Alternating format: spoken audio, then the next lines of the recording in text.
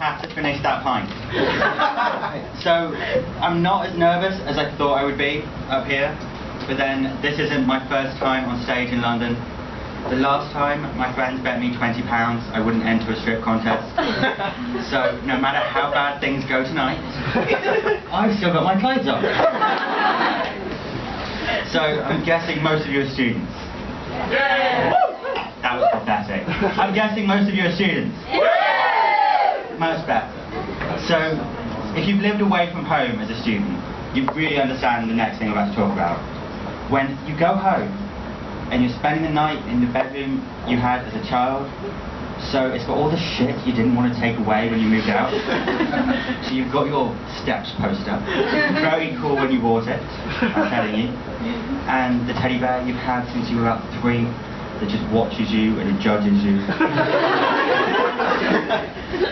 So, I've gone back for Christmas, and I wouldn't say that Leamington Spa is really posh, it's just all the chavs sound like me.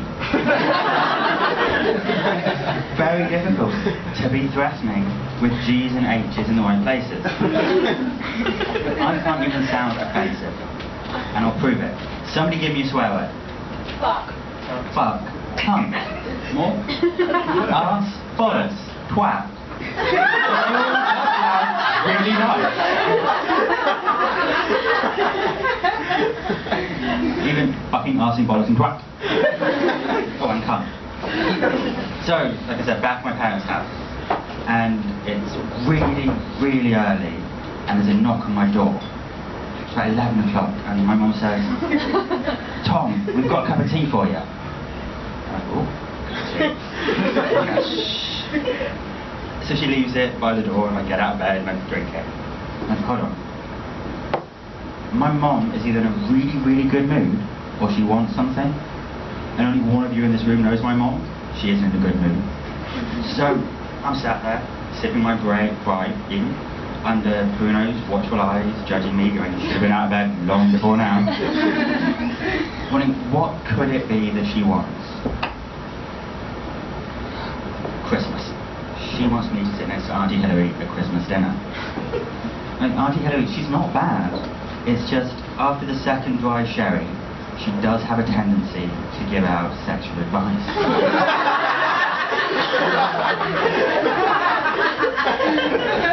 Last year, she sat between my dad and my little sister, and she's chatting away with my dad saying, "Oh, Roger and I can't decide whether to go on a cruise around the Caribbean or around the Med this year, but Becky, do you know what men really, really like?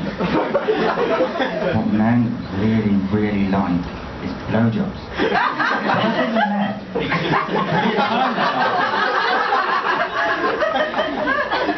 So, it's probably my turn, seeing as how Dad and Becky had it last year. But I'm wondering whether I can stretch this out to a cup of tea tomorrow. That'd be worth it.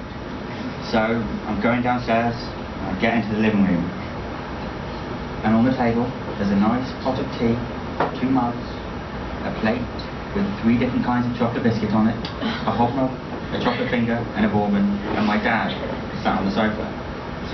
Shit. It isn't Auntie Hilary. She's not worth which teeth, let alone 3 kinds of chocolate biscuit. What's going on? And as soon as I come in, my mum walks in from the kitchen and says, "Sit." So I sit next to my dad, and I'm like, "What have you done?" "What do you mean, what have I done? What have you done? I've been here 4 hours. I haven't had time to do anything." Shut. Right, Becky, little sister, she's bringing her boyfriend back this Christmas, and he's going to stay.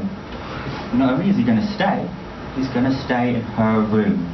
And you two are not to do anything to this man. You are not to ask him when he's going to propose. You are not going to get him drunk, take him to the middle of nowhere, steal his trousers and abandon him. And you are certainly not going to convince this one that it is a family tradition to pour custard down your trousers and sit for the Queen's speech. Once. It happened once. And then she brings out the big gun. "Tom, if you do anything to upset this man, you will cut off financially for a month. Dave, if you do anything to upset him, you'll be cut off too. Who can say for how long? Thank you. So, I think I'm running out of time, but if you don't want me to go, that's alright. So before I do leave, I'm going to tell you about my friend Graham, and how he tried to leave this life a little bit too early. Don't worry, he's alright. But he's also the kind of person that should have been born a Victorian heroine. He's like, oh, woe is me, I'd like to toast. I simply cannot go to work today. Thom, you must call in sick for me. Yeah, again. But he's having a bad day, the world is too awful, and no one has responded to his Morgan Facebook status.